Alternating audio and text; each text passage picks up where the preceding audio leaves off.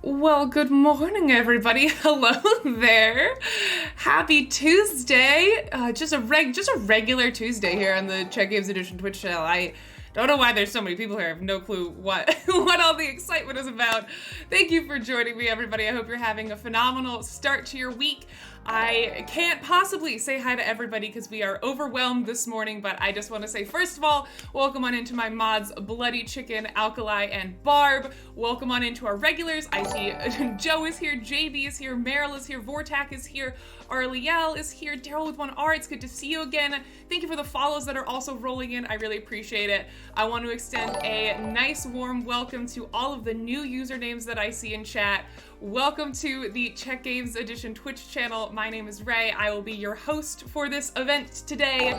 Obviously, you can follow this channel for more content like what you're going to see today in the form of, game announcements, designer interviews, this kind of formal numbers, businessy kind of stuff. But in case you didn't know, I do run a weekly show on this channel, even when we don't have a major announcement to give.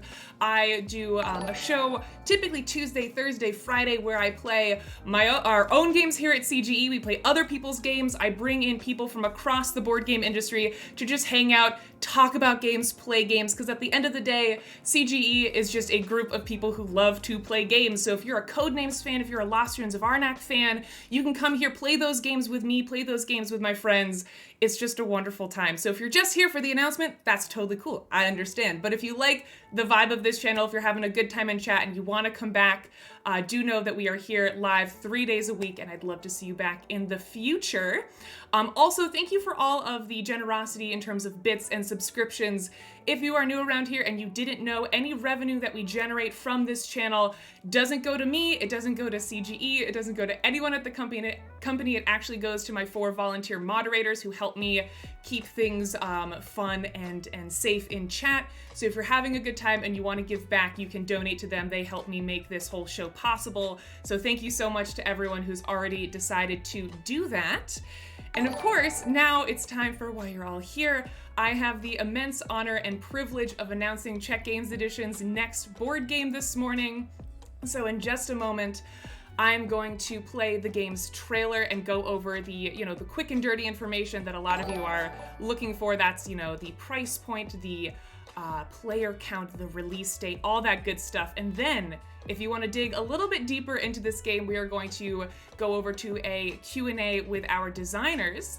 When that time comes, you can type Q, and then your question, and that'll be put into a big document where we will be collecting your various questions over the course of the stream, and we will try to get as many questions as we can answered, but do know that if we miss any, I apologize, and we'll try to, again, give you the big important information early on, so we'll skip anything that's redundant, asking about the price point and stuff. I'm going to give you all that information up front. And if you have to leave the stream at any point, perhaps you missed the answer to your question or you gotta go or something, the recording of this stream will be up on our brand new VOD channel. We've got a whole 5 subscribers over there because I literally just started it yesterday. That's going to serve as an archival channel for these streams to make it a little bit easier for you all to watch. So !VOD will bring you to a link to that channel. The stream will be up on that channel about an hour after it's over. It takes a little bit of time to process and everything, but if you want to catch the stream after the fact, either watch it back or go back and see parts you missed or something, that's going to be where you can do that. And last but not least, if you want to learn more about this game going forward, !new game will lead you to, hopefully, a working link to the BGG page. It might not be live yet, but it'll be live soon, TM. You can save that link once the BGG page is officially, approved and whatever. That will be where you can go to find. We're coming out with more interviews and articles for the game. We'll also have a contest. If you're familiar with how CGE releases games, we typically do some sort of BGG contest during the announcement. So you can find all that information on the BGG page. That will be your news hub after this stream is over. And yes, Reggie's here telling me the BGG page is live, so you can go check that out. Subscribe to that page. It helps us out in the hotness. It helps people find the game, and it also will keep you updated and notified when cool new information about this game drops. And it is now time, if you are all ready, I'm going to show the short animated trailer for Check Games Edition's new game. Are you all ready? Can we get some hype in chat for this trailer? I am so excited. I cannot wait. All right. All right, here we go. 3, 2, 1. Smelt precious silver to develop a medieval royal city and build a stunning Gothic cathedral with influence and aid from prominent guilds and intrepid miners in Kutna Hora, the City of Silver. Coming soon from Czech Games Edition.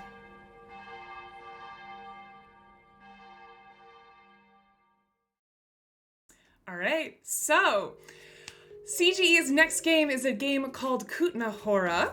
It is going to be releasing at Spiel 2023, as you saw in that trailer. It is going to be 2 to 4 players. It'll be MSRPing at $59.95, both US and Euro. And it'll be available to demo at UKGE, Origins, and Gen Con, and a little bit more like marketing flavor for you all. Kutna Hora is a historical, asymmetrical city-building Euro game that features a real-life supply and demand experience where every action you take has an impact on the game's dynamic economic systems, which I'm so excited to show you more about like what that means. It's so cool. And also in Kutna Hora, you will mine ore and smelt it into a fortune of silver for expanding this beautiful real-life historic city, but take care to balance your personal goal advancement with the need to further the city's growth, because everything in Kutna Hora is connected, and sometimes the path to victory relies on the prosperity of many. So once again, !new game will bring you to the BGG page for this game where you can subscribe and get updated information. But if you want to talk to 2 of the 3 designers of this game, I'm going to switch over to a screen where you can do just that. All right, Peter and Andra, welcome on in. Welcome to the stream and congratulations on the announcement. How are you both feeling? Really excited, actually. Hi. Hello. Hi, everybody. Would you like to I'm Peter, introduce yourselves? And he's Andra. Yeah. And you are 2 of the 3 designers behind Kutna Hora. Yes, and they are right. here to answer both my questions and your questions, chat. So feel free to start dropping them in chat. Again, !Q, your question. That'll just make it easier for our mods to skim the very rapidly moving chat to find your questions so that hopefully we can give you some answers. But yeah, I just want to say congratulations again. I know this game has been in the works for a very long time. It must be such a cool rush of adrenaline to finally have it out there in the world. So yeah, congratulations. Thank you so much. Appreciate it. It's for us, it's like 4 years, 5? Yeah, something like that. Something it's like that. Long time. Wow. Oh, well, I can't wait to dig into the design process a little bit more. But I personally am a theme-forward person, so I would love to start by talking about the very rich theme behind Kutna Hora. So I was wondering if you could talk a little bit about, the theme of the game and what is the City of Silver and why are we making a game about it? Yeah, of course we can. Do you want to start? Yeah, I mean, Kutna Hora is the real city. It's actually close to us where we are sitting now at the moment. It's like 10 kilometers just behind the hill. And this city is today like one of the most beautiful towns in Czech Republic. It's like UNESCO protected.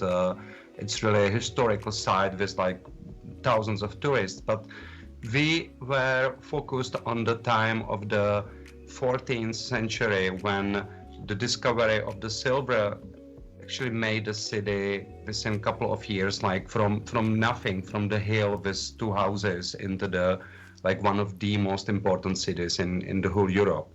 It was rich, it was behind the wells of the kings, and the story itself was really interesting. And it's from today's perspective, it's actually funny to see because today it's really like a small town, like very calm, very beautiful, full of tourists. But 600 years ago, it was like the industrial town. It was like filled with miners, it was filled with entrepreneurs, it was rapidly growing. It was like after Prague, it was like the 2nd biggest city in the kingdom.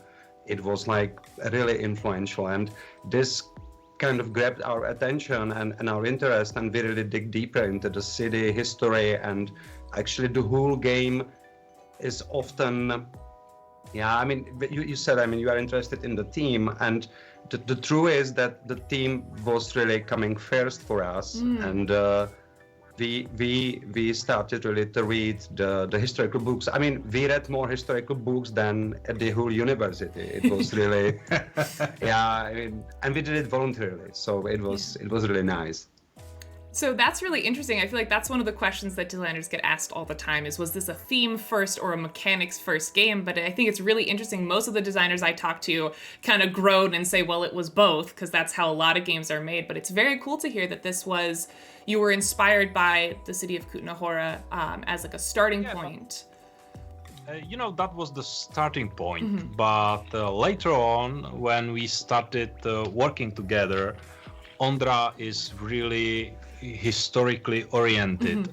I'm a more mechanically oriented. So we were always discussing like, I really need this working in that way because that's what the game design needs. And Ondra was on the other side always saying no, because historically it was in a different way. And we were fighting together, and that's when the poll actually came up and judged us to, hey guys, don't fight each other and let's do it this way.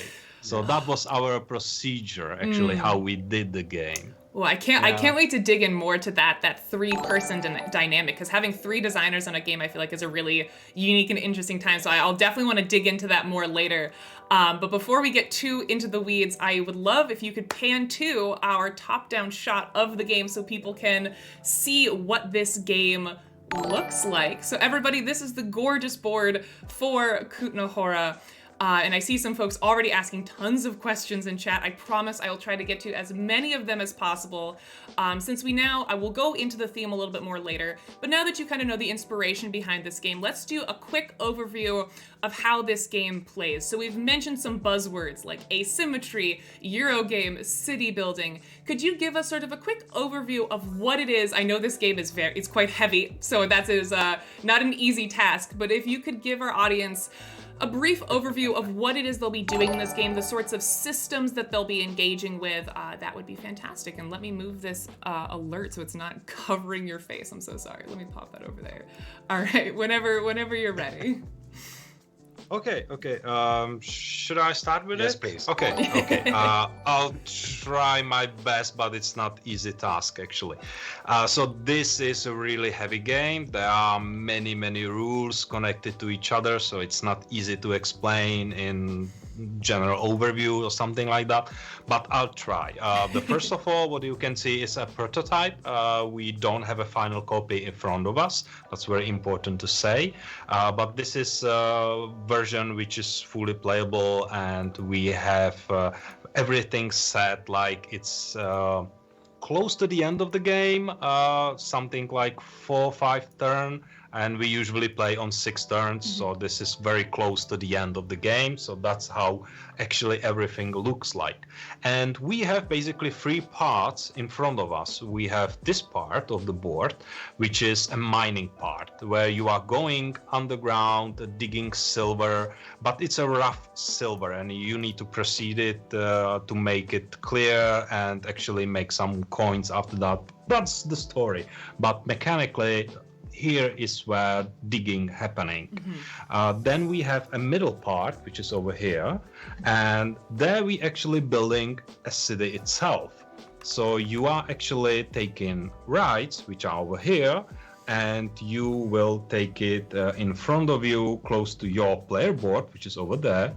And during the play, you actually mark some places in a city, and later on you will build the building over there to actually have some profit from it. You can actually see this is the real building from the city. If I will put one of these pictures back, that's the church which is in the left corner, and we have it in our game right here. So you can build it in historical place, actually, where you can see the church right now, if you will visit Kutna Hora. What you should do that? Actually, there are many reasons. Obviously, it's a Eurostar game, so you will have some victory points at the end if you will build the city historically accurate. But on the other side, you are doing all these things for your profit because all these guilds which you have and each guild in the game is slightly different and giving you some different opportunities to form your game. So for example, if you are a builder, which is very important guild in the city, Ondra have the builders right here, then you can control cost of woods. And wood is very important because all these buildings were made from wood. So you are actually controlling how expensive it is to build something in the city. And you are controlling that for every player in the game. So you are basically affecting not just yourself, but everyone around the table. And that's really, that's the coolest game. part of this game. I had the immense pleasure of playtesting this at the internal sort of playtesting retreat that we do here at CGE, where they bring all the Americans over to the Czech Republic and we get to actually play these games that we've only heard about in meetings. And that really is the coolest thing, the way all those guilds are interconnected and they affect the economy. And I can't wait to dig into that and show more of that to chat, because I think that's so cool. So eventually you will build your building in the city, which gives you some kind of income. You are starting to producing some commodities like beer, food, woods, maybe silver, and maybe some, how to call this? Administration. Administration in the city. Bureaucracy was flourishing in 14th century, right? Yes, that's like right. today. So yeah, that's bureaucracy in our game, and you can actually produce it and sell it to other players. And that's very important thing because you are actually making tons of things in a game, but you will not get any of those in form of token or a piece of wood or something like a physical wood token. We are actually counting everything in money because it's very easy. We don't need tons of components. We can actually everything transfer to money. So we have these things over there, which is something which is really cool. We spent like 3 years to developing this, and we are really proud of it. So if you will need to sell something like a silver, then you can see it costs 5 coins. It's very easy. If you are producing 5 of those, then you have 25. So that's very easy to count. But when the game progresses, so cool. You are actually changing these cards, and eventually at one moment some things happen. Maybe city will need another building for bureaucracy to actually make it running. So the city will build that building in the city itself. Maybe the price will change. It will goes up and it can go down based on your actions. That's very important because in a real economy, if you are selling something, then the price isn't set. It can go up and it can go down because there is some kind of demand, offer, supply, and these kind of things which I don't understand fully, but some people do, and actually that's a huge part of our game. Because in some, I'm talking really much. That's okay. You're doing a great job. It's okay. It's a lot to explain. Okay. So maybe this part, and then it's you will continue. I'm promise to you. So the last thing what I want to say. We can see some economic systems in board games already. So you can buy a game where is a really robust economic system. And we really love those. We really love these kind of games. We enjoy them to playing. But there is one thing which bothers me. Really often, if there is some kind of thing which you can buy or sell, if you actually sell it, the price often go down. Because that's the part of a game design. If some player producing something, we need to harm that player, so we will lower the price. I understand that based on how the game works, but actually in economy, it doesn't work that way. Right. It works actually really opposite. If you have a monopoly for something, you can actually put higher prices. What actually put your price down if there is some kind of competition. If you are producing beer because you have a pub, what harms you the most if some other player will have pub too. And that's a huge part of our game. If you are the only player with pubs in the city, you will have tons of money. But other players can actually join you and open their own pub, and then the price goes down and harm your income. So you will maybe need to seek for other source of money in the game, and maybe start digging in the ground to actually put some silver in the city, or maybe you will do something else, because we have a lot of guilds, actually 6 of them, and you have combinations of 3. So you can focus on many things in a game, and very often you need to change your strategy based on what other players do and how they form the game itself. It can be very different with very different people in a very different time. Actually, each time you will play it, I can guarantee you will get a different outcome from that game. Some gods can be really high prices, and another game, it can be really cheap to produce those, buy those, and so on. And it can actually make the game very different. I'm talking too much. No, that was a fantastic overview, Peter. Thank you so much. Yeah. But this economical model, I mean, Peter mentioned that we were trying to make the game as real as possible. And the economy, the real demand and offer is something what is actually realistic, and that we really wanted to have in a game from very early stage. And this actually plays big role also in the game design, because as Peter mentioned, this enables you to experience the play 10 times and have 10 times like totally different experience.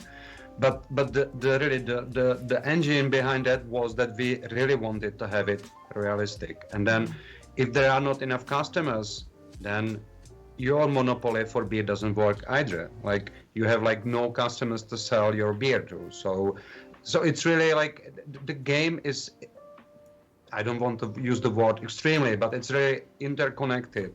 All your actions are influencing the others, and that is sometimes surprise. I mean, this is what we see when we show the game, when we playtest the game, then we see the people are coming who play the game, and they come with this idea that the game is somehow, I don't know, like looks like that, and then they play it for the second time. They say, but we had a totally different game, and this is actually, I mean, we are very happy to hear that. Yeah, that's what we try to achieve. And everything is formed around these boards and these counters over there. This one is for population.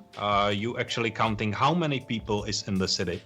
So you will know if there are too many people for some services in the city, or maybe you will need to bring more people in the city to actually sell them your products.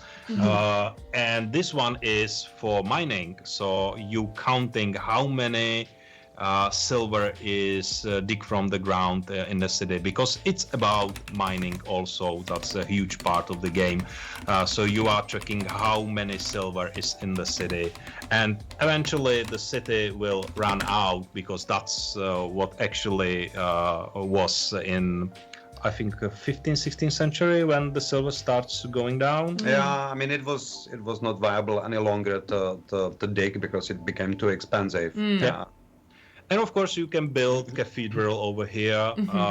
There are some kind of actions what players can do, and they are really powerful, but you need to actually have some connection with the church, and then you can actually build cathedral, turning these pieces upside down, and get some really powerful outcome.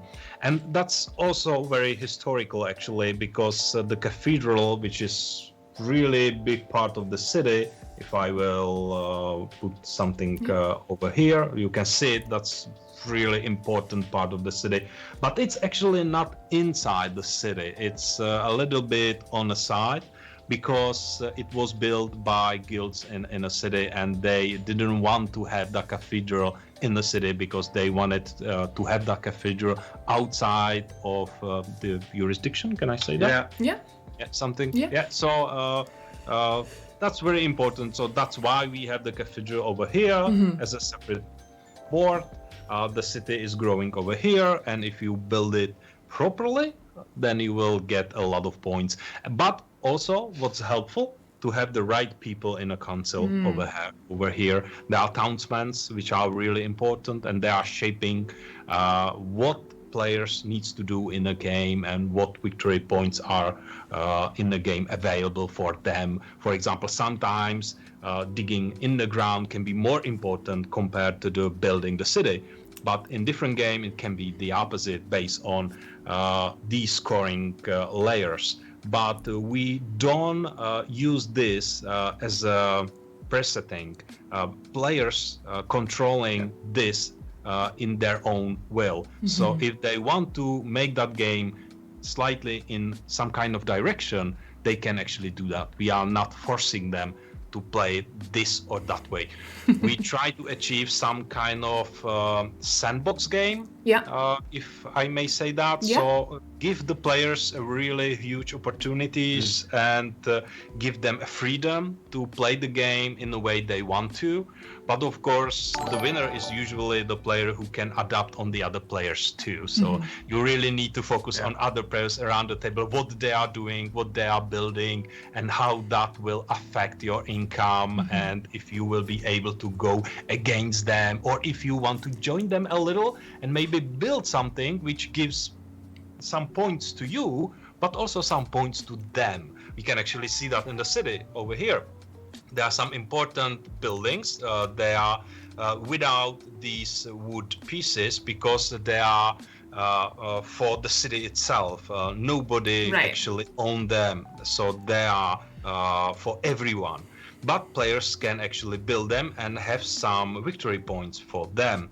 As you can see, this one benefit the red player, but also the yellow player, which is nearby. So maybe red player build this one and saying to yourself, okay, I have a lot of points because I'm neighbor of that important building, but later on the yellow player joins and have some points too.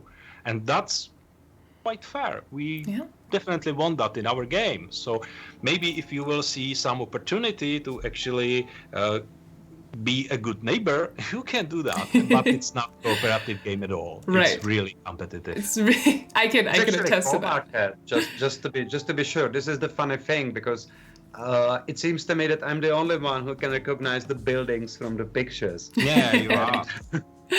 Well, because that was another thing that we really wanted to bring there, to have the feel of the real city, that we really wanted the buildings look as they would look 600 years ago. That was our point. Well, I want to touch real quick on one of the questions from chat. I have a couple more overarching stuff I want to talk about, but someone asked a question that I think ties in quite well to what we're talking about right now. I'm assuming Measles is how you pronounce their username. They want to know more about, because Peter, you mentioned how you can harm other players. So if someone has a monopoly, there can be an incentive in going after them.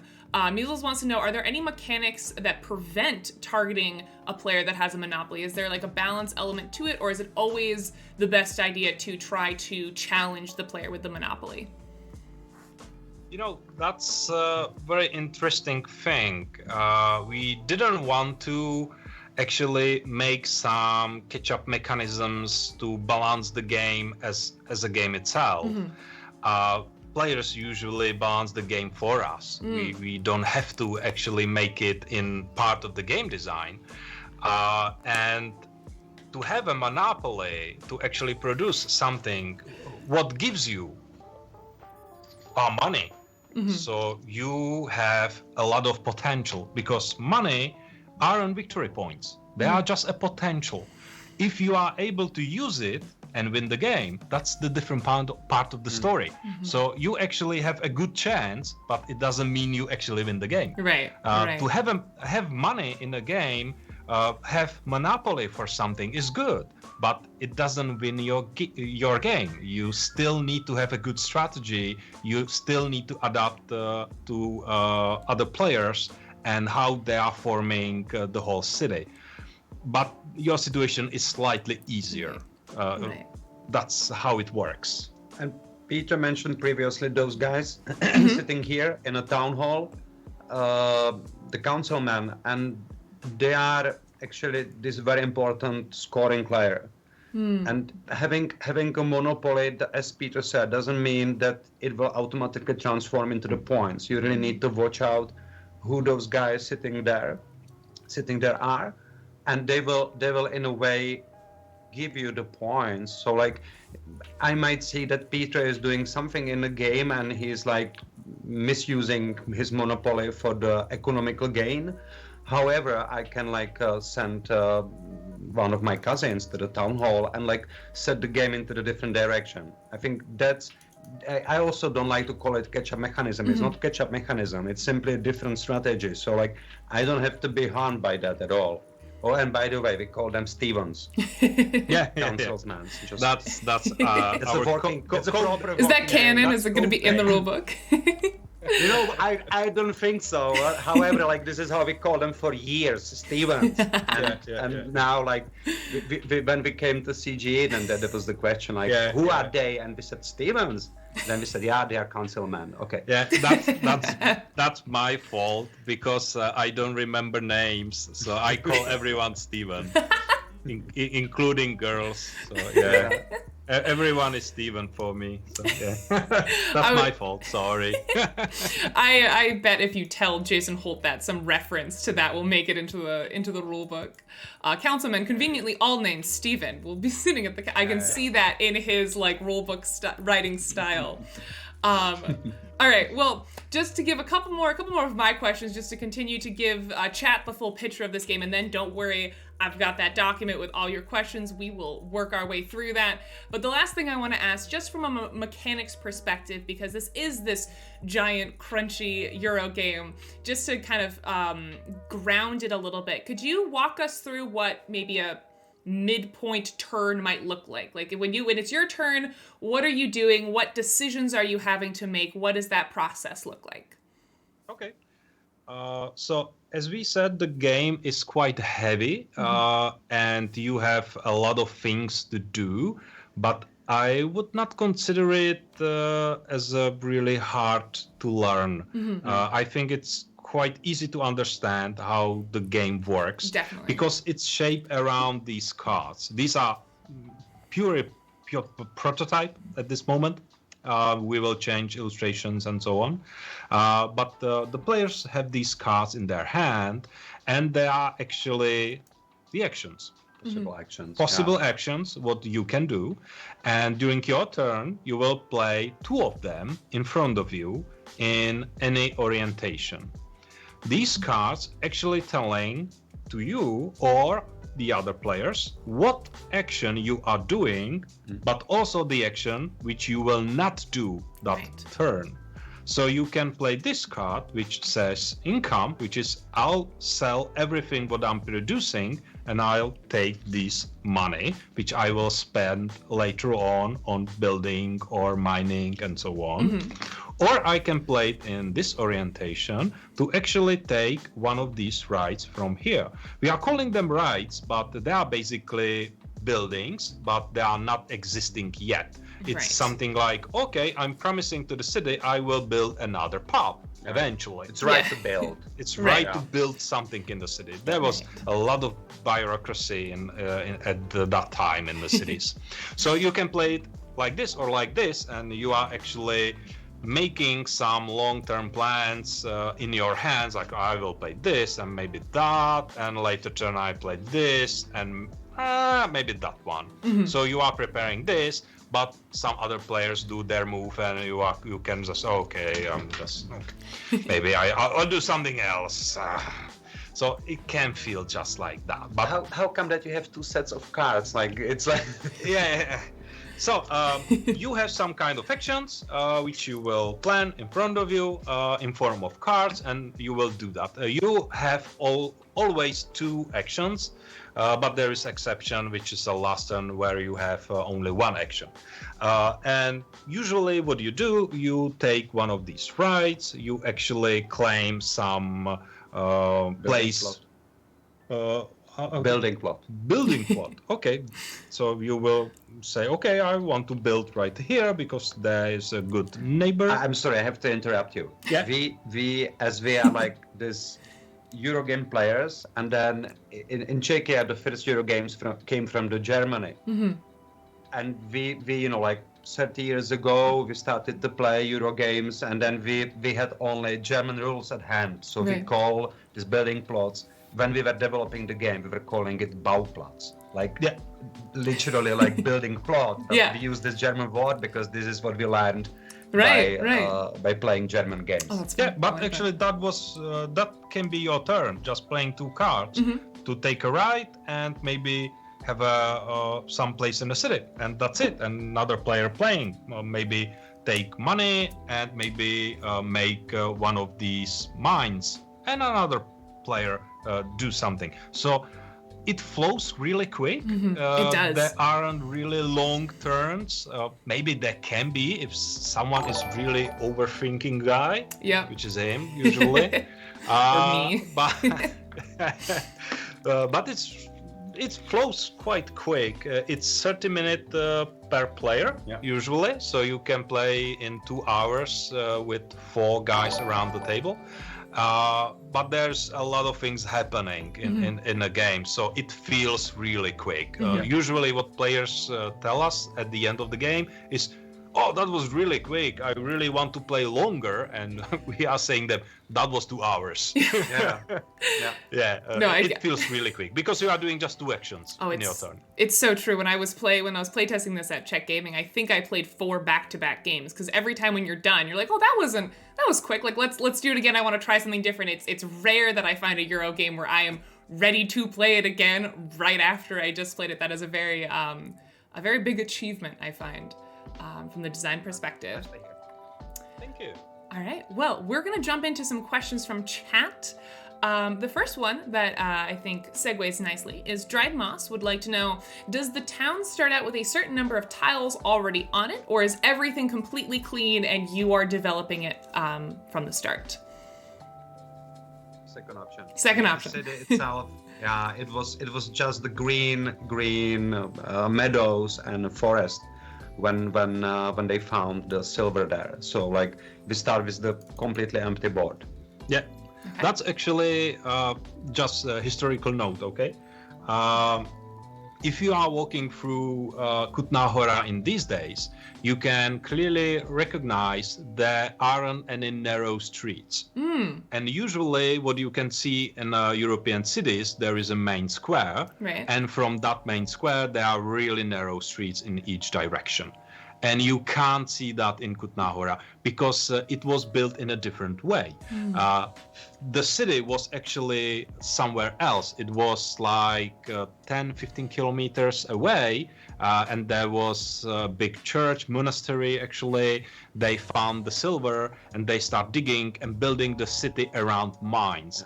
So that's why all the streets are really how to say that, if it goes like this. I think guys can get it from If I do this, people will understand me. Okay, I'm blanking out what a good succinct word for that. It's like twisty. It's windy. Twisty. Yeah. Okay. So that's how it is. So if you are walking through that city, even in these days, you can see it's just like this. There aren't any narrow streets because everything was built around these mines, and it's not planned like usually cities are. So you don't have the big square and the narrow streets and everything. Why I'm telling about this? The question was if we start from the empty board. Yeah.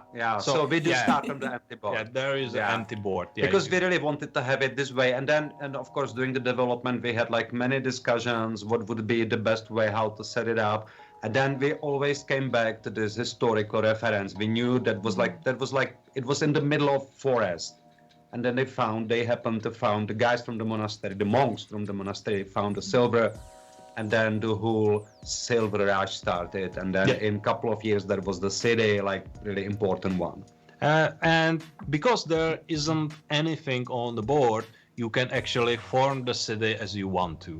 So You wish. yeah, you can build anything what you want anywhere you want to. It's up to you to make your own Kutna Hora. Yeah.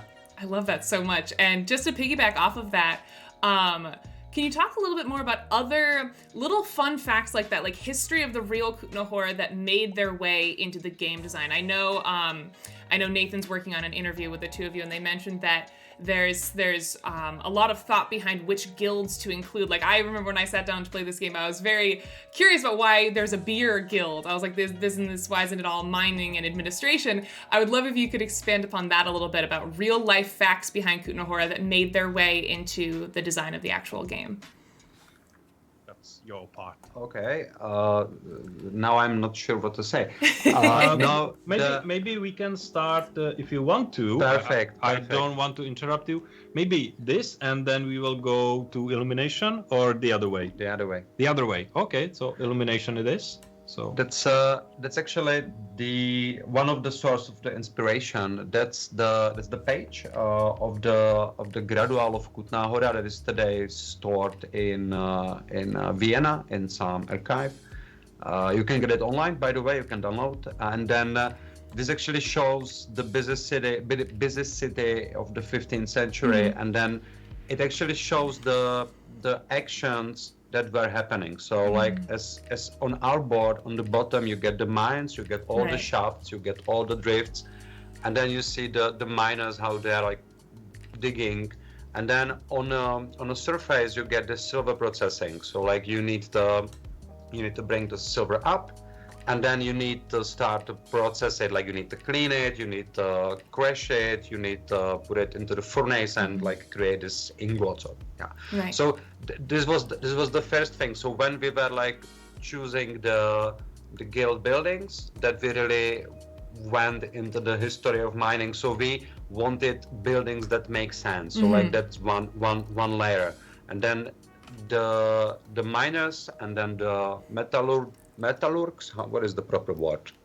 Metal workers. Whatever. Those Yeah. guys. Those guys who like smell the Sure. silver. So Yeah, like smelters. Those buildings. Yeah, those buildings are like the main buildings that you needed throughout the process. Fun fact is that those buildings that we have, like also the illustrations, they are really like based on the historical sketches. Oh, Not that's very all cool. of them, because for something we don't have the reference, but like I mean close enough for all of them. Then when it came to this administration, to the bureaucracy, why we have it in the game, that was actually the big step, because like the king very soon recognized that silver is like a huge source of income for him, and then he wanted to, but it was like very unregulated. It was really like Wild West 250 years ago, like no rule of law. And then the king invited Italian lawyers, and then they started to put the legal frame into the mining, and that's like one of the first mining laws that was actually ever written, at least in Europe. And that law actually was used for another 400 years. I think today we don't have laws that are lasting for that long. Yeah. for sure we don't have. So therefore we really wanted to have this scribes, the administrators, because they were really playing important part, because it had to be legally processed, so the people are not stealing. And then of course, like the city was growing rapidly, and then we really wanted to have this element of people coming in. Right. And then we actually had like discussions like what guilds to have and what guilds not to have. And then there was like different tries throughout the development. But then we ended like with having the builders, because the building was really, really important. And then building in the medieval time, that was kind of a magic, because there were like, if you wanted to be an architect, it was not that you went for the university. You really had to learn it yourself. And then they had the secrets that they were kept, like how to build the things, and everything was based on the practice. So we said, okay, we have to simply have the builders as a guild. Yeah. And then we were really trying to figure out like what would be the best buildings that we will choose for the game. Important thing is that we also try to have the relative economical power of the building in the city based on the real examples. Right. And then of course we need the food production, and then we really need to have fun. And then this is not that we like pubs, it's more that I mean we do, but people 600 years ago they also liked pubs. And then we have many notes from the contemporary chronicles that they say, oh, miners, they are spending too much money for the wine, for the beer. And then we really felt this is an important element of the city, because it was in a way rough. I mean, today, as I said, today you see beautiful town, UNESCO protected, very like you can just make nice pictures there, and it's like this very Instagrammable. But like that time, it was really like a rough town with thousands of miners who were working hard, 12 hours a day, and then they simply partied hard. Yeah. So I felt this is really important. And then also another thing that is like kind of based on the history is the economy of the guilds itself. So we wanted to, as Peter explained before, you don't produce the wood or the silver. Everything is like counted by the money, but the way how the guilds are earning the money is different. So like you will have slightly different economical plan while playing for the innkeepers than if you would choose, for example, builders. So that is something what we really wanted to show. Yeah, and of course, if you will take a look on the ceiling in Cathedral, there are more guilds than we actually include in our game. So we already have some thoughts about expansion. Ooh, very exciting. Very exciting. Well, that's perfect. Thank you so much. Talking about the guilds a little bit, I've seen some various questions about the guilds from chat, so I'm going to kind of smush them all together. People want to know how these guilds are assigned. Do you have choice over which guilds you can pick? And are they randomized? I've seen a couple different versions of this question, so if you could just elaborate on how these guilds are chosen and what choice players have. Okay. So at the start of the game, you are choosing 3 guilds to play for, and based on the number of players around the table, maybe some guilds will be chosen by multiple players. So it's not exclusively yours. Some other players may play, for example, innkeepers too, and they will have a right to build some pubs in a city. So you need to be really careful and watch them if they have some plans to do that. The other thing is you are assigning these guilds in your player board.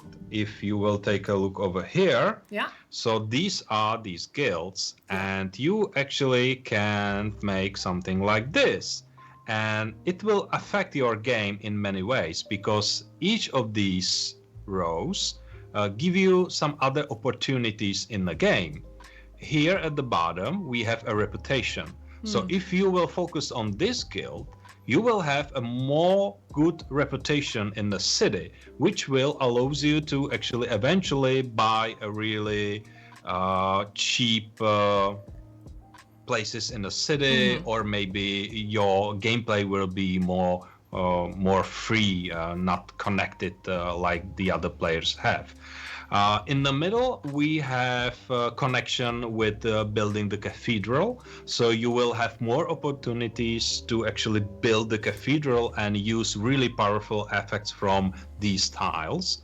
And on the top, we have a very special opportunity for you to build very important buildings in the city. So if you really want to focus on building a school, for example, or maybe some churches, then you should focus on this row, because that will give you the highest opportunities and the best opportunity to actually build very expensive buildings in the city.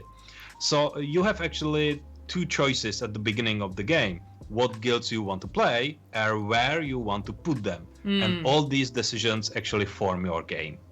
Fabulous. That was a great answer. And it also provides a lot of replayability, as the guilds not only interact with each other differently depending on which guilds other players have, but it also incentivizes you differently depending on where you put those guilds into your player board.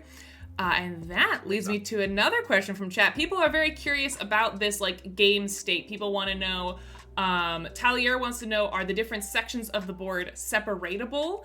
And someone else asked, Dried Moss wants to know if the player boards are dual layered. I know this is in prototype form right now, but people want to know sort of how does this game pack up? What is that board all one thing? Is there dual layer action?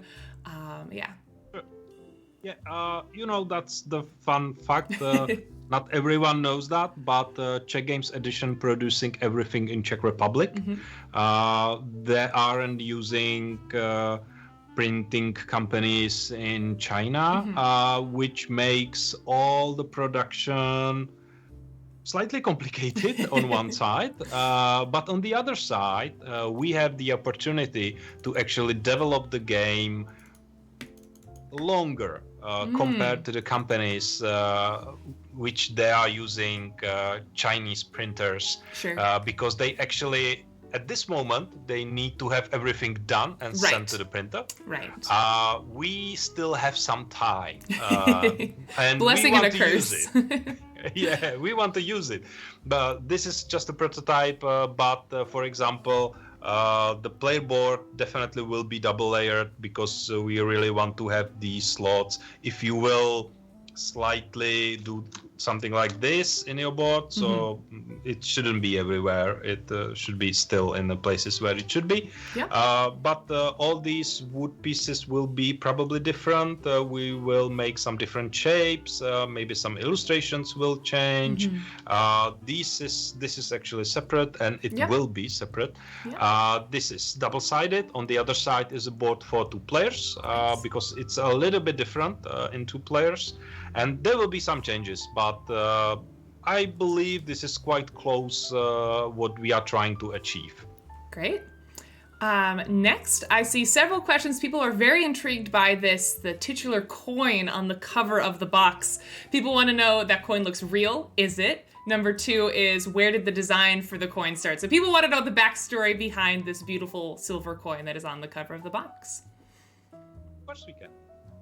Actually, the coin is the coin on the box. Yep. Is it behind me? Yeah. Yeah, it is. You can actually grab it if you want to. This is also a prototype, and we will print this in a real silver color, so it should be really shiny. So if you will do something like this, it will blind you. That box is I love how striking it is, just with the silver and black. It's so stunning. I'm so excited. The coin itself is actually the real coin that was minted since 1700.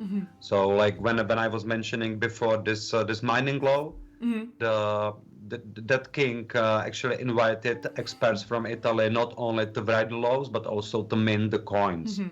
And then the name of the coin is groszy. It has been well spread throughout the Europe, and again, like this. Was like one of the most desirable coin in Europe that time, because it really had this high share of the silver inside. Yes. So it's really a legendary coin. So this was like this is what made the kings rich that time. And the guys, they really did a good job by redrawing it and making it stand out. And we actually will have some. Can you put it back, please? Thank you. We actually will have some coins in the game, which are based on that design. So you will have something like this, and from one side and also from the other side is inspired by Prague groschen. So you will see that in your game. And actually that's the first time Czech Edition producing something like that. We will produce those in metal as well. So Very You will be exciting. able to buy them separately, not inside the box, but they will be available at certain places to buy them as a metal coins, because everyone loves to play with metal yeah. coins. I do.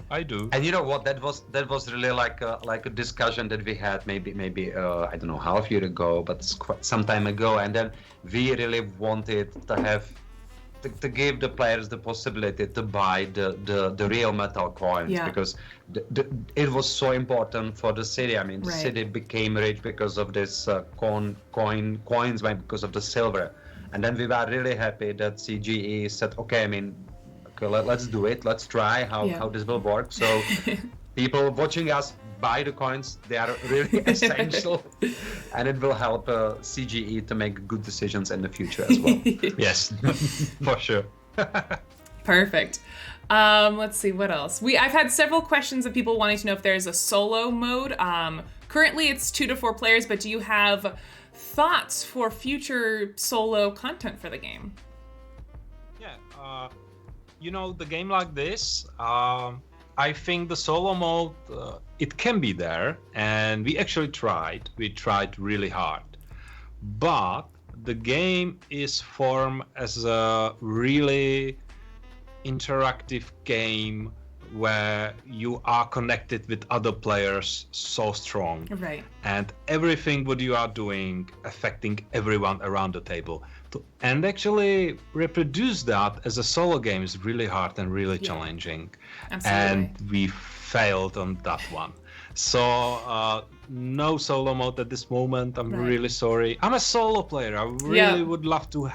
I would love to have one, but I'm not able to make one. But we have solo mode, but the experience is so different. Right. It's a different game. And I know a lot of people will appreciate that. I've heard we talk a lot on this channel just about trends in board games and board games in general, and that's something I've heard expressed from our chat quite a bit, is that people are a little frustrated with like tacking on a solo mode if it's not like a really worthwhile experience in of itself. And I am personally very grateful that you didn't force it. If it didn't feel right, at least at this point, if you haven't figured out how to emulate that feeling of playing with other people, that we didn't shove it in there last minute. I appreciate that.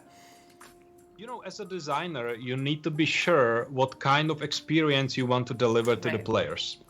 Yeah. And we did something with our game, and we hope the players will enjoy that. Right.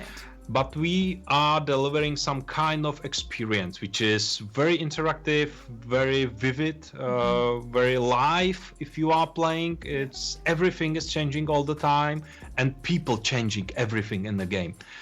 And we were thinking if there is a place for solo mode in a game like this, and it can be, but it would be completely different game with different experience, and that's what we don't want to do, to actually deliver 2 different games. Right. I don't think it's right. If you really want to do that, we can actually make Kutna Hora solo or something like that, and make it a standalone project, and actually make it the best experience we can ever make.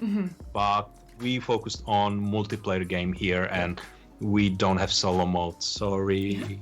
Well, but there was some tough discussion that we had, of course, like with the CGE, and then we are well aware of the players who are like the solo players, and that they are like important in our community, and we really want it. But then, as you said, we just didn't want it to push it to have it. So Peter mentioned maybe in the future there will be something that will enable this, but at the moment, for the initial launch, we really the game is so interactive. Yes. That definitely. That is something that would be missing from the experience, and we want first people to experience this very high level of interactivity rather than the solo puzzle. We felt this is right this way. Yeah.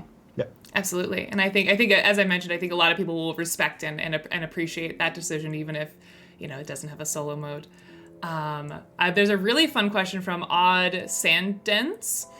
sorry if I mispronounced that, but they have a very interesting question. They want to know, with the different parts of the game, what was the most fun to design? Like, how would you rank from, like, this was the most difficult and annoying part to design to this was the most fun? I know that's kind of a nebulous question. How do you define something that's fun and not fun to design? But just, I think that's a good jumping off point for talking about, this game has a lot going on. Was there one particular part you struggled with and one part that came really easily, or anything in between there? If I can say, Sure.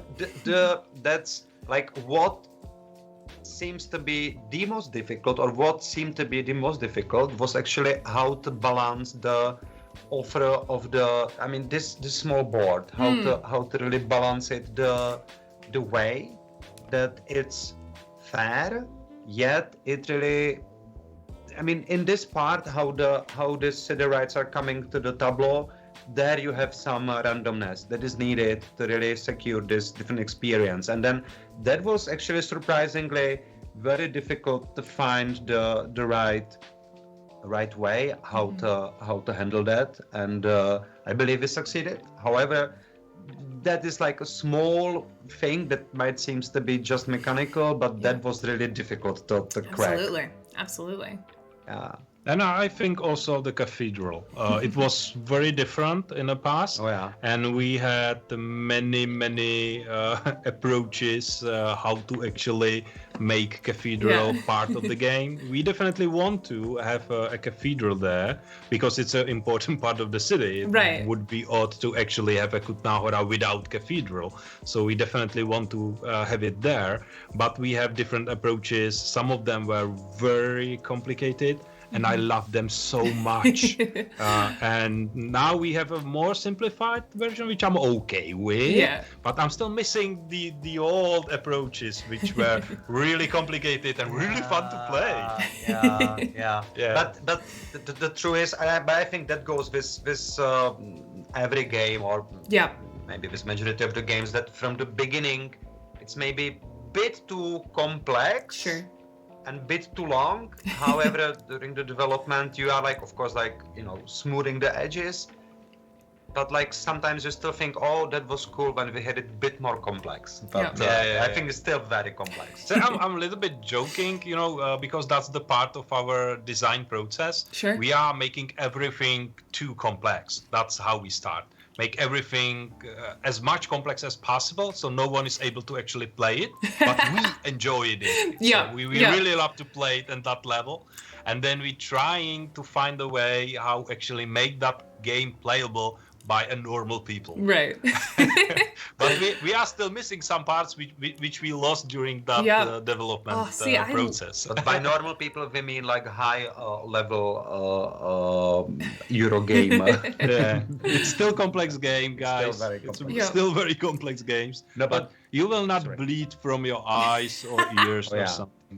Well, but what was very funny, I would say, how we were trying to solve this economy, because that is something that is really that came to the game very early, because this is what we wanted. And what was the funny part, or it was not really funny, but it was enjoyable, because we really had different versions before we came to these paper computers that I think are fantastic, and that was with great help with the experience and with the experience of the CGE. We really tried so many different things, and the thing was that it worked. The economy worked. It was cool. However, mechanically, it was so complex that it was at certain point we had the economical model on a different bars with different tokens, and we were joking that we are the only people on this planet who can really operate those. And we were trying to explain it to the very experienced playtesters, and they were looking so that we knew that we really have to simplify and then I think we really came to the very nice point. That was one of what Peter is showing now. That was already okay to handle, I would say. We had the paper wheels as those computers, and that was already yeah, it was okay. But the versions that we had even before that, they were really very complex, and that was very enjoyable to, because we knew that the economy works, and that is like very unique part of our game. However, we didn't knew how to materialize it so it's possible to play. So I would say this was the funny part. Yeah. Yeah, painful but funny, Yeah. as these things usually are. Yes. Oh well, oh my gosh, you gave me so many cool moments that I wanna touch on. But before I forget, because some people are mentioning it in chat, that prototype that you showed of the wheels is really gorgeous. I'm curious if the bird art was just stand-in art, or was there going to be some sort of bird motif that eventually got scrapped? That's actually my tattoo. Really? It's all over my chest. Really? So it's nothing to do with Kutna but- Hora? But this is like the prototype that we had like I would say half a year ago. Yeah. And the illustration there is actually based on this. As I said, Peter was showing this picture with the busy city, and that picture is from the book that is stored in this archive in Vienna. And then this actually this illustration is also inspired by this book, because the designs were in the 14th 15th century. The books were all of them were handwritten, and they were very decorated. So we kind of copy pasted the motifs, and actually my wife was redrawing it, so we have it for the prototype. And the bird is actually those illuminations are funny, because we have quite some strange figures and strange animals there that make they're without the purpose, they're just decoration. And and then we place the bird there, and then people were asking, why do you have a bird? Yeah, and actually it serves no purpose, sorry to say, but we like the illustration. But there was a purpose.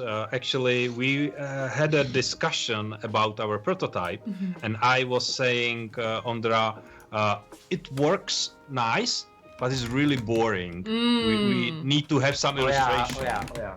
And he did this with the bird, and from that moment we had that bird all the time with our prototype. This is actually the first prototype without the bird, and that's because this prototype was made by CGE. Gotcha. They mixed the bird. It's not fully ready yet. Not all the illustrations are final. We need to smuggle the bird in. Yeah. If we would be doing this prototype, the bird would be there somewhere. That's awesome. Actually, we are challenging every player out there, when you will be able to buy our game, find the bird. They've smuggled it in there somewhere. Yeah, oh, we amazing. will smuggle it somewhere, definitely. That's amazing. We love it, our bird.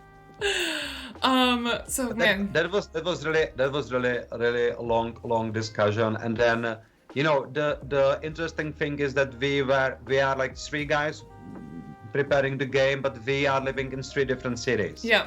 So a lot of discussions, a lot of playtesting. I would say playtesting we did almost exclusively through Tabletop Simulator.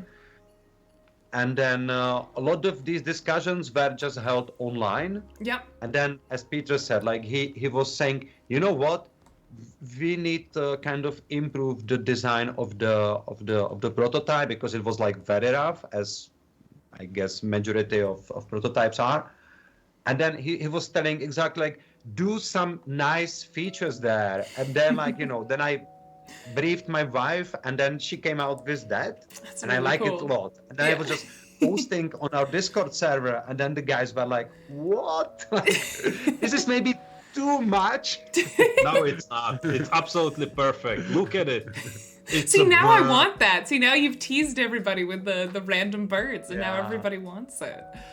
Oh, that's so funny. Absolutely awesome. Yeah. Well, that brings up another question that we've had asked a couple times by both Sigmarillion and Dried Moss. They want to know if there's any plans for an online implementation, if you're going to open up TTS demos of the game or anything like that, since you mentioned the game was primarily, at least in the early stages, prototyped in TTS. We actually have a TT prototype for our own purposes. Development, For our own development. We will not make it public because it's including the bird.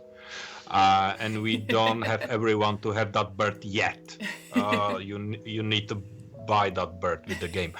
Anyway, CGE have their own environment for testing games, and maybe it will be available at one moment, but not right now. Sure. So we don't have any plans to make that public at this moment, unfortunately. Yep. Well, Yeah. I just wanted to bring that up because a couple folks had asked it. I also just want to take a brief moment to say we are probably approaching-ish the end of our stream. We probably have another 15 or 20 minutes. So if you have a question, please, now is the time to put it in chat to make sure I have time to get to it. Remember, big capital Q, colon, and then your question. It'll be put in the doc. I have a couple of folks who asked some more basic questions that I will just revisit quickly in case you missed the top of the stream. We had some folks asking about like the play time and the player count. As we mentioned, this is 2 to 4 players. It'll be releasing at Eschen Spiel in 2023. And Hama asked what the play time is, and I don't want to give that answer because I'm not sure what is the official like on the box play time currently, because I know it varies depending on how many players you've got. 30 minutes per player. 30 minutes per player. Okay, perfect. Let's see. Dinago wants to know what rate do you think, what weight rating do you think it'll get on BGG? Which I think is an interesting question because BGG is a specific crowd of heavier gamers in general. They tend to skew that direction. Just what would you guess after this game's maybe been out for a year or so? Where would you guess BGG is going to rank it in terms of weight? You know, that's very difficult to answer because on one side there are complexity of rules, and Sure. I don't think this is really over complex game. As you said, you have 2 actions on your turn, you do this or that, and that's it. Yeah. So it's not that hard to understand. But on the other side, to play that game is a completely different story. Right. So I would say something like 4.1. Okay. Well, we will revisit it a year and see if your prediction is right. Yeah, Again, it's a very nebulous metric, right? I mean, what is it really weight? What does that really mean? You know, even understand those. People are usually quite surprised what the economic do in the game. Yeah. Because they are building their buildings. I don't want to say randomly, but Yeah. some people do Yeah, it when you're first randomly. starting out, yeah, absolutely. I definitely built my if buildings it's your randomly first when game, I started. you Yeah. just, hey, let's see what happened if I will build this. Right. And then something happened, and they are so, what? It's really that cheap? And say, yes, it is that cheap. So, yeah, you need to actually turn your head around those. And at the moment when you start understand how the economic works, then you actually will be fine. But it can take you 1-2 games to actually understand it. It's not for your first game. Even if someone explain it to you properly, you need to feel it, and then you will be able to play your game properly. So maybe 1-2 games to understand it. So yeah, 4.1. I think that would be. It's really the thing that I think for many players this game will require the change of the mindset because it really.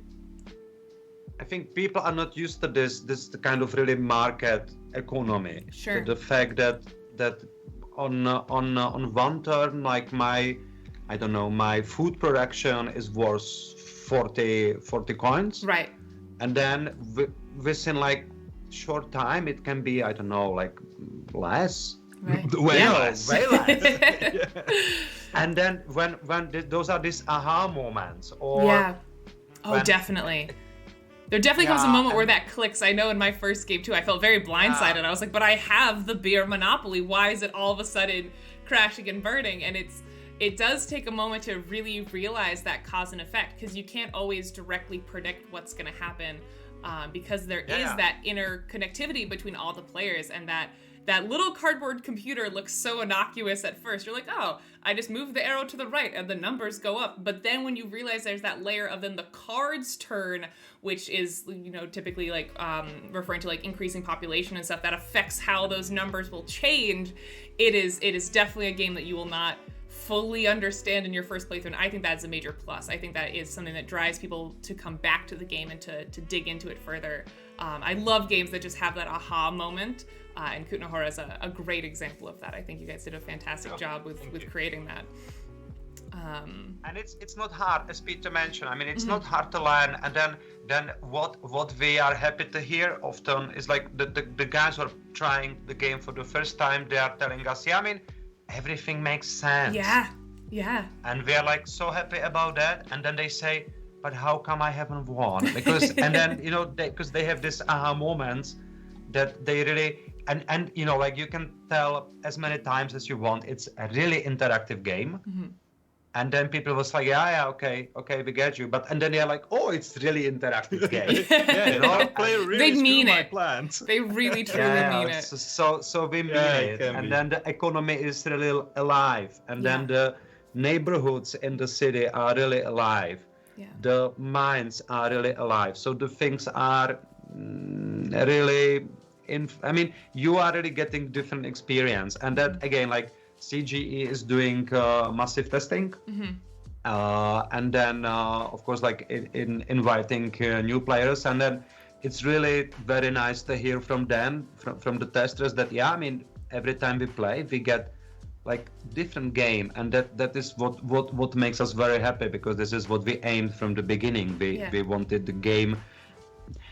We when we had these early discussions, we didn't want it to have a game that has a strategy or the strategy to win. I mean, you will not find it here. Right. It's like a real life, we hope. Yeah, no, That's was actually, what we aim. that was one of the questions I had. I was going to try to be sneaky. I was going to ask you guys, what is your go-to strategy in this game? Try to get some tips so I can win it the next time I come to the Czech Republic. That can be one general tip, and it's really, really general, and you will get it in your first game anyway, but I will say it. All right. If you are playing Kutna Hora, don't try to focus on yourself. Because if you will do that, Interesting. then it's not the way how to win the game. Always look around, and if you are giving some victory points to yourself, but also to other player, go for it, because you don't know if that other player will be behind you or in front of you at the end of the game. Right. You can't predict that. So if you can't get some points somewhere, just take them. If some other players will take them too, that's absolutely fine. Go for it. That's my advice. I love that. That's great. And that we see that some testers had the difficulty when playtesting for the first time, and they were like, yeah, but I can't do that, because like this way I'm, you know, like I will get 5 points, but Peter gets 2. I don't want to give him 2 points. And he's like, but you are getting 5. No, just do it. Yeah. So the Again, mindset change is like, I would say good word how to describe the game. And it comes back to like complex. Changing your mindset. I think one of you mentioned that Kutna Hora is kind of about shifting the way you think about like your typical Euro, and I think that's another great way that is sort of embodied, of like that gamer mindset of like, but I don't want to give anyone else points. I like that this kind of challenges and subverts that a little bit in Kutna Hora. I want to talk a little bit. Oh, sorry. Go ahead, Peter. Did you want to say something? No, that was actually everything. Okay. I was just trying to add if you will get 5 points and that player will get 5 points, and next time you will get 5 points and that player will get 5 points. You have 10, but these guys have just 5. Exactly. That's the point. We had, speaking about like, you know, you guys like playing the game and such, someone asked, who was it? Barb wants to know which of the 3 designers has won the most games. Which of you has the highest win record? Winner record. I think Peter. Yeah. I'm sorry to say, but you know, I think it's mostly from the pure experience, because I don't know if you are aware, but actually Peter does board games like as his job. He's not only designer but also developer and a journalist. So he knows how to adapt quickly, and that because we have this endless Excel sheet with the games that we were playing, and I'm afraid it's Peter, it's not Paul or me. I have two superpowers. I can win Kutna Hora against Ondra or Paul. Yeah. And I sneeze really loud. I thought those were your two superpowers. I can beat against Paul and I can beat against Ondra. Those are my two superpowers.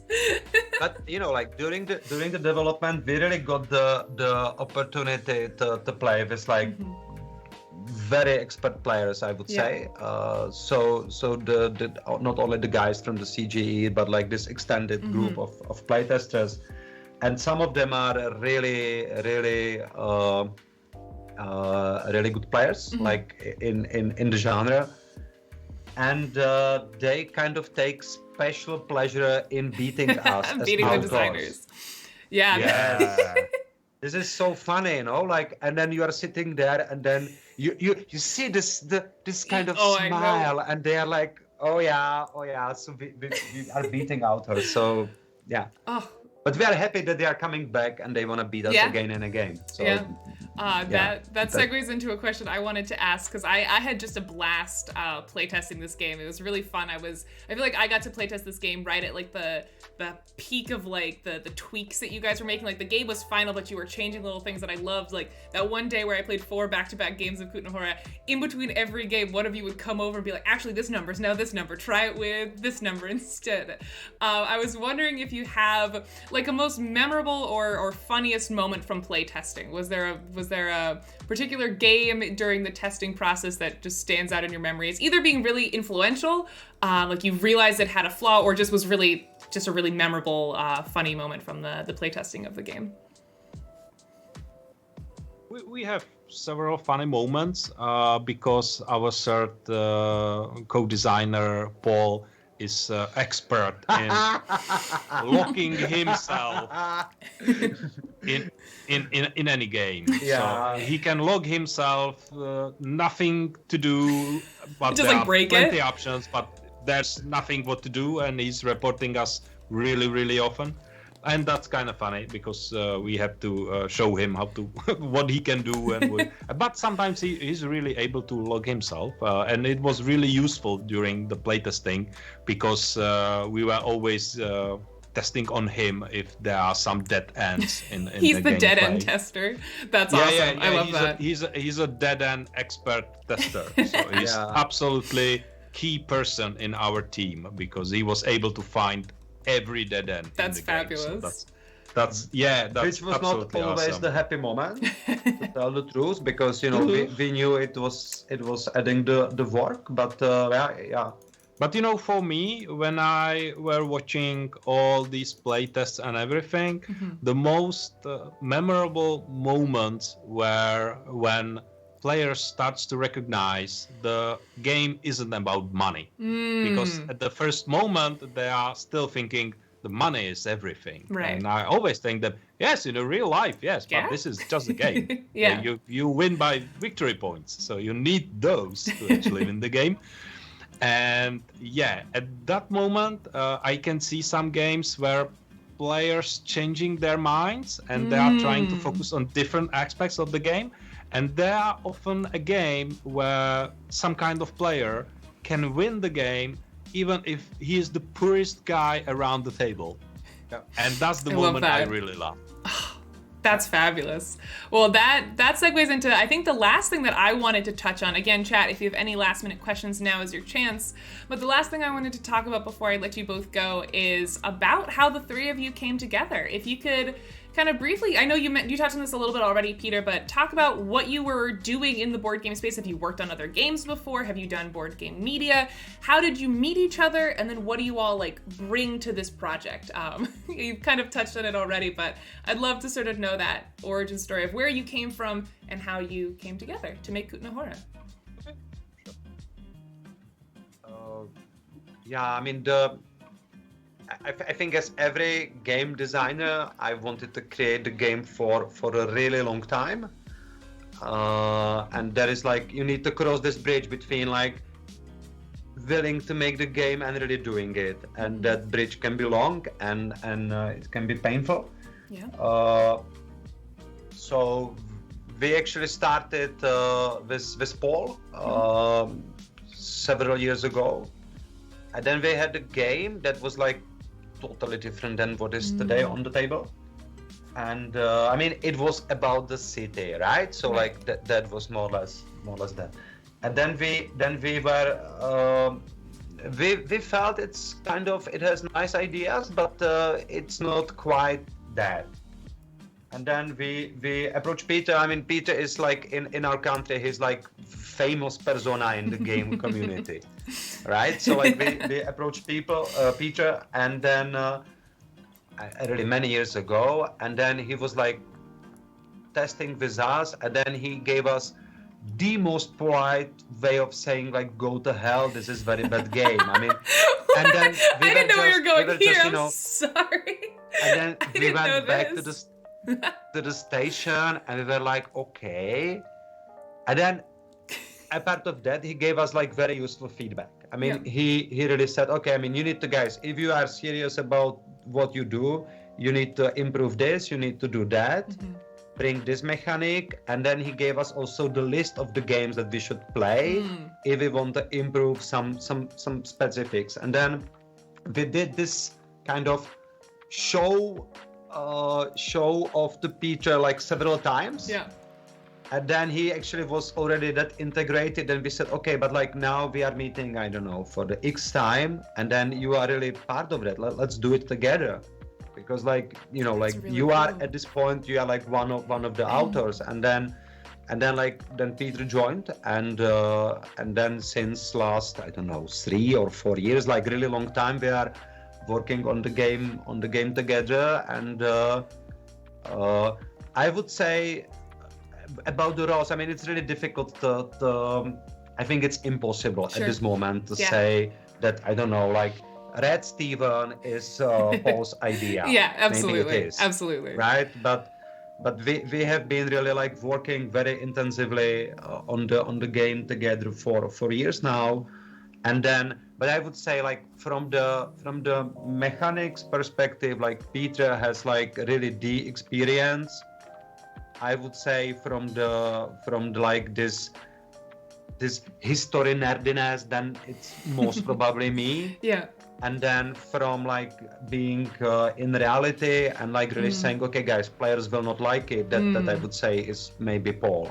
Wow. So like, yeah, but it's really difficult to say, because all of us put so much time into that, and yeah. I think it was my idea, the Red Steven. Huh? Yeah, but the Steven as a name is my idea. There you go. That's true. That's actually true. Well, we know that already. That's so cool. I stumbled into that question actually having no idea what the answer was, and I was assuming it would be something boring, like we've known each other since college or whatever. And that's a much more interesting origin story. So thank you for sharing that with us. I think it's a unique situation that the three of you have yourselves in. And it looks like, I believe I've gone through most of the questions from chat, at least ones that we haven't already answered in other discussion. The last question that I want to ask both of you is, what feeling do you want players to walk away with when they play Kutna Hora? Like, what do you want this game to make your players feel like? What experience do you want to give them? That's a big question, so you could take your time. No, it's not actually. For me, it's quite easy. I don't care if players will give it 5, 6, 9, or 1 on BGG or something. All I want from players, or I wish, that's the better how to say it, what I wish for is player will say after their game, let's play it again. That's all what I want. Yeah. If they want to play it again, I will be happy. Yeah. That's perfect. Well, on that note, I think that's a perfect note. This is what we see so far, so yeah, let's hope there will be more people like that. Fabulous. Well, I think that's a perfect note to wrap up on. Peter and Andra, thank you both so very much for joining me. Chat, I'm going to pop back onto my own screen to do a little wrap-up stuff, but are there any last things before I hop over to that scene? Is there any other things you want to mention while you have the time? I know we mentioned the BGG link is the place to be after the stream wraps up. That's where information will be coming out, but I just wanted to pass it back to you guys one more time, make sure there's nothing else you want to mention before I switch back over. We just wanted to thank you for having us and for questions and for organizing the event. Thank you very much. Absolutely. And all the players out there, all the people in the chat, thank you very much. It was a pleasure to be here, and hopefully we will see each other soon. Perfect. All right, I'm going to switch over. I will talk to you both soon. Thank you for joining me. Thank you. All right. Oops, I had the trailer up again, which if you want to watch it again, I had it like queued up. You can watch it on our YouTube channel. Well, thank you all so very much for joining me. Mods, you were working overtime. Thank you so much for helping me with all these questions. As a reminder, if you want to thank them, you can always donate bits or subscribe to the channel. That money just goes to them as a thank you to them for helping me run things behind the scenes. They are instrumental in especially these types of events because chat is very overwhelming for me, and I couldn't do this without their help, so I want to make sure I take the time to thank them. Thank you to our regulars for showing up, and it was nice to meet anyone who is new to the channel. I want to say one more time that this is something that I do every single week. I'm of course not always announcing a new major Euro game from Czech Games Edition, but I am playing Czech Games Edition games. I'm playing other games. I'm playing party games. I am bringing on my coworkers to hang out. I'm bringing on familiar faces from across the board game industry to hang out with me and just play games. So just wanted to remind you all that this channel exists outside of announcements. So please, if you haven't already, I would greatly appreciate if you follow this channel and come hang out with me again in the future. Our upcoming streams for this week, I'll be live bright and early on Thursday. It's gonna be one of the earlier streams that we do. I'm gonna be doing like what we call community check-in, which is like a little chit-chatting stream. It's so early because Dice Tower is going to be also running like a trailer for Kutna Hora during their spring spectacular event. It's going to be a slightly longer version of what you saw today. So I'm going to like react to Dice Tower's reaction of Kutna Hora, which I just think will be kind of meta and fun. And then we're just going to have a nice little chit chat stream. Typically our Tuesday streams are very chatty. I typically talk about the games I've been playing last week. I ask you to talk about the games you've been playing. But of course this Tuesday was announcement day. So I figured I'd kind of roll over that onto Thursday. So Thursday morning, grab your coffee, come see what Dice Tower thinks of Kutna Hora, and chat with me. I might be looking through Kickstarter. I haven't done that in a while, where I sit down and try to find some games to back. We'll be looking at games you've been playing, games I've been playing, just talk about board games. It'll just be an opportunity to grab a cup of coffee and chit chat about the going-ons in board games. And then on Friday, typically we do a big long stream on Friday. That'll unfortunately not be happening this week. We're just doing one stream on Friday. It'll be in the afternoon, evening time, or Eastern time, so 2 p.m. Eastern. Sorry, I made it through this stream so composed, and now I'm breaking down. 2 p.m. Eastern, I'm gonna be playing some Wavelength with my coworkers. This is an interactive stream where you get to play Wavelength with us. It is a very chaotic, ridiculous time. It's going to be, I believe, Steven and Angie from the CG team joining me to play against all of you, which will just be a delight. Again, follow the channel. You'll get a little notification when we go live. You can also find the schedule on Twitter and on our Discord. Speaking about our Discord, you can hop in there with !Discord. Right after this stream, I'm gonna be changing the name of one of the channels in there that is currently like secret game. I'm gonna be changing that to Kutna Hora. That can be a hub of discussion for Kutna Hora. If you want like real-time answers to stuff, we typically have at least one staff member in there who's able to help you out if you need that. Someone already did that? Okay, cool. Thank you, Barb. But of course, the real hub is the BGG page. You can go there as well. I think that's all the announcements that I need to say. So hopefully, if you're up bright and early on Thursday, I will see you for that stream. If not, I hope to see you around the internet some other time. Thank you again so much for joining me for this announcement stream. I'm very excited. Kutna Hora is genuinely a game I am so very excited about. That cardboard computer is just brilliant, and they've done a fantastic job designing it and also refining it to the final point. So I'm excited for it to get into your hands. Again, you can try it out at Origins, UKGE, and Gen Con. It'll be releasing Spiel of this year. That's all I have for you. I love you all very much. I will see you Thursday morning. Bye, everybody. Oh, crap, I forgot the button. The button's wrong. Oh my god, so embarrassing. Okay, bye everybody. I'm gonna try that again. See ya, love you, bye. Bye everyone.